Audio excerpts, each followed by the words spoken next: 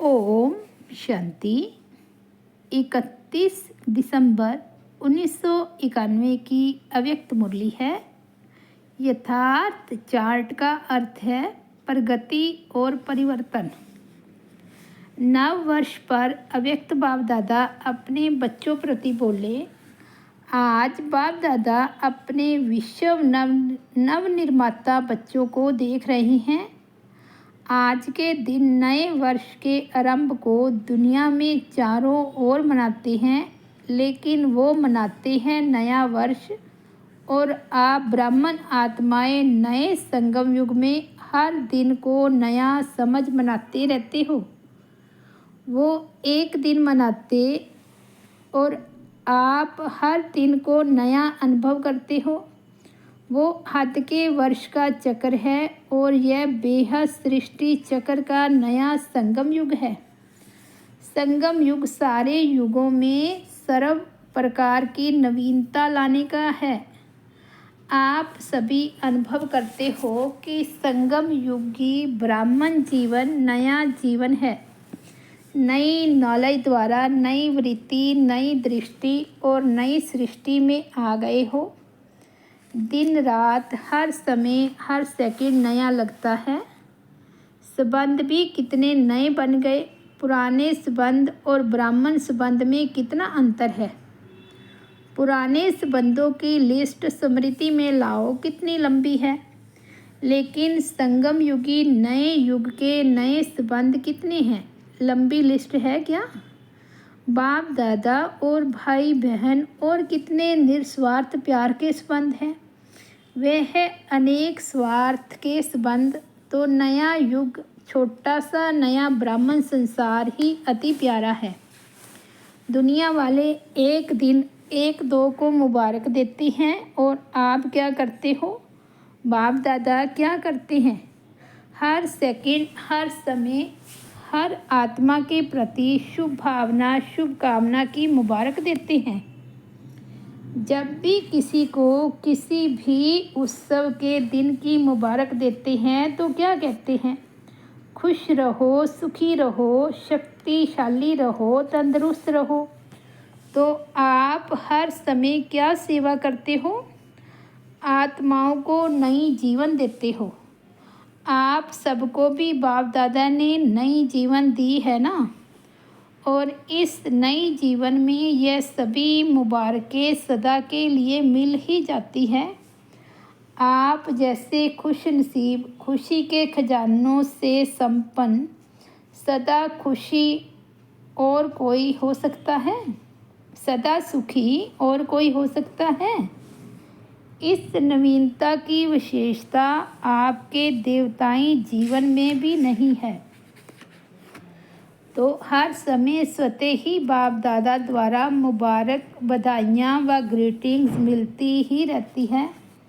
दुनिया वाले नाचेंगे गाएंगे और कुछ खाएंगे, और आप क्या करते हो। हर सेकंड नाचते और गाते रहते हो और हर रोज़ ब्रह्मा भोजन खाते रहते हो। लोग तो खास पार्टीज़ अरेंज करते हैं और आपकी सदा ही संगठन की पार्टीज़ होती रहती है। पार्टीज़ में मिलन होता है ना। आप ब्राह्मणों की अमृत वेले से पार्टी शुरू हो जाती है। पहले बाप दादा से मनाते हो, एक में अनेक संबंध और स्वरूपों से मनाते हो। फिर आपस में ब्राह्मण जब क्लास करते हो तो संगठन में मिलन मनाते हो ना। और मुरली सुनते सुनते नाचते हो गाते हो और हर समय उत्साह भरे जीवन में उड़ते रहते हो। ब्राह्मण जीवन का श्वास ही है उत्साह। अगर उत्साह कम होता है तो ब्राह्मण जीवन में जीने का मज़ा नहीं होता है। जैसे शरीर में भी श्वास की गति यथार्थ चलती है तो अच्छी तंदुरुस्ती मानी जाती है। अगर कभी बहुत तेज़ गति से चलें, कभी स्लो हो जाएं तो तंदुरुस्ती नहीं मानी जाएगी ना। ब्राह्मण जीवन अर्थात उत्साह, निराशा नहीं। जब सर्व आशाएं पूर्ण करने वाले बाप के बन गए तो निराशा कहाँ से आई। आपका ऑक्यूपेशन ही है निराशावादी को आशावादी बनाना। यही सेवा है ना। यह तो दुनिया के हद के चक्कर अनुसार आप भी दिन को महत्व दे रहे हो, लेकिन वास्तव में आप सब ब्राह्मण आत्माओं का संगम युग ही नवीनता का युग है। नई दुनिया भी इस समय बनाते हो। नई दुनिया का ज्ञान इस समय ही आप आत्माओं को है। वहाँ नई दुनिया में नए पुराने का नॉलेज नहीं होगा। नए युग में नई दुनिया स्थापन कर रहे हो। सभी ने तपस्या वर्ष में तपस्या द्वारा अपने में अलौकिक नवीनता लाई है कि वही पुरानी चाल है। पुरानी चाल कौन सी है? योग अच्छा है, अनुभव भी अच्छे होते हैं, आगे भी बढ़ रही हैं। धारणा में भी बहुत फ़र्क है, अटेंशन भी बहुत अच्छा है, सेवा में भी वृद्धि अच्छी है। लेकिन का पूछ लग जाता है। कभी कभी ऐसा हो जाता है। ये कभी कभी का पूछ कब तक समाप्त करेंगे? तपस्या वर्ष में यही नवीनता लाओ। पुरुषार्थ व सेवा में सफलता की संतुष्टता की परसेंटेज कभी बहुत ऊंची कभी नीची, इसमें सदा श्रेष्ठ परसेंटेज की नवीनता लाओ।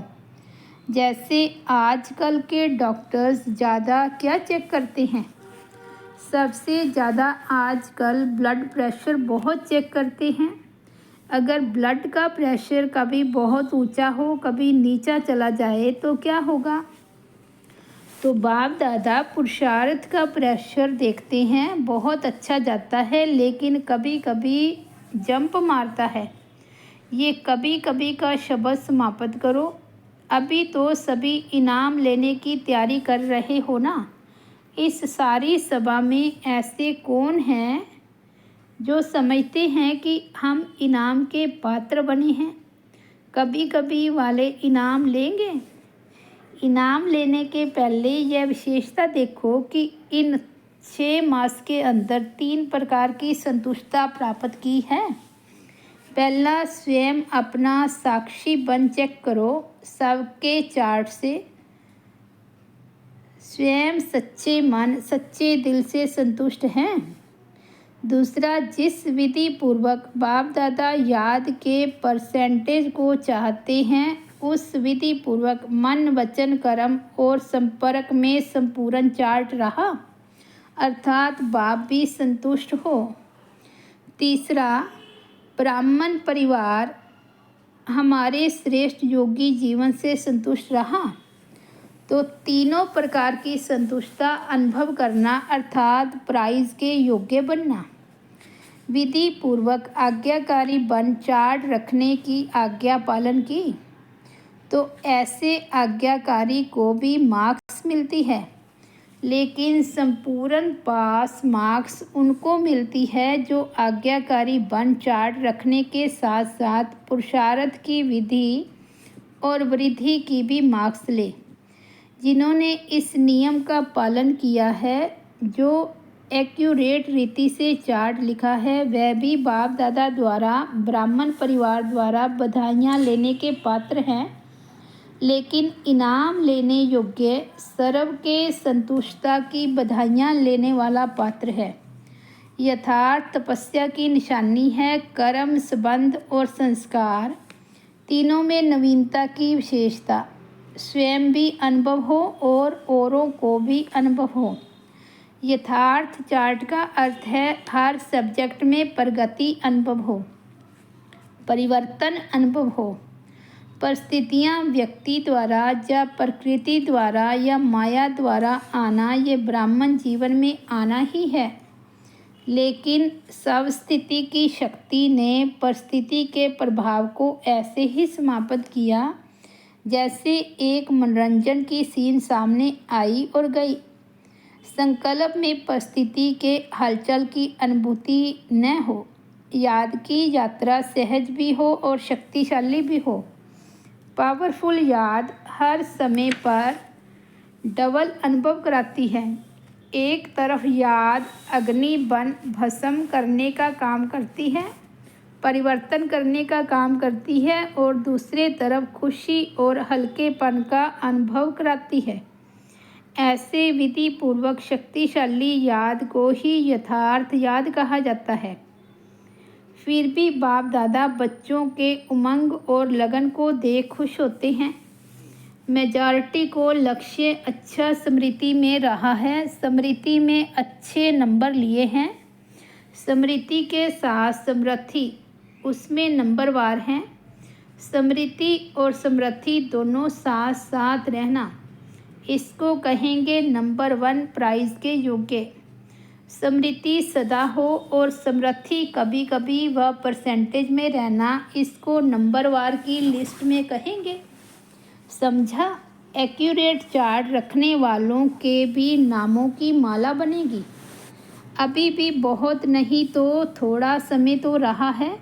इस थोड़े समय में भी विधि पूर्वक पुरुषार्थ की वृद्धि कर अपने मन, बुद्धि, कर्म और संबंध को सदा अचल अडोल बनाया तो इस थोड़े समय के अचल अडोल स्थिति का पुरुषार्थ आगे चलकर बहुत काम में आएगा और सफलता की खुशी स्वयं भी अनुभव करेंगे और औरों द्वारा संतुष्टता की दुआएं प्राप्त करते रहेंगे।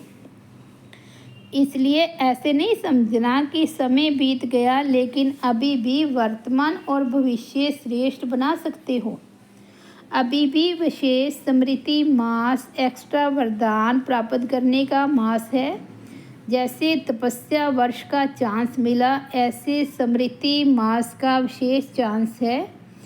इस मास के 30 दिन भी अगर सहज स्वतः शक्तिशाली विजयी आत्मा का अनुभव किया तो यह भी सदा के लिए नेचुरल संस्कार बनाने की गिफ्ट प्राप्त कर सकते हो।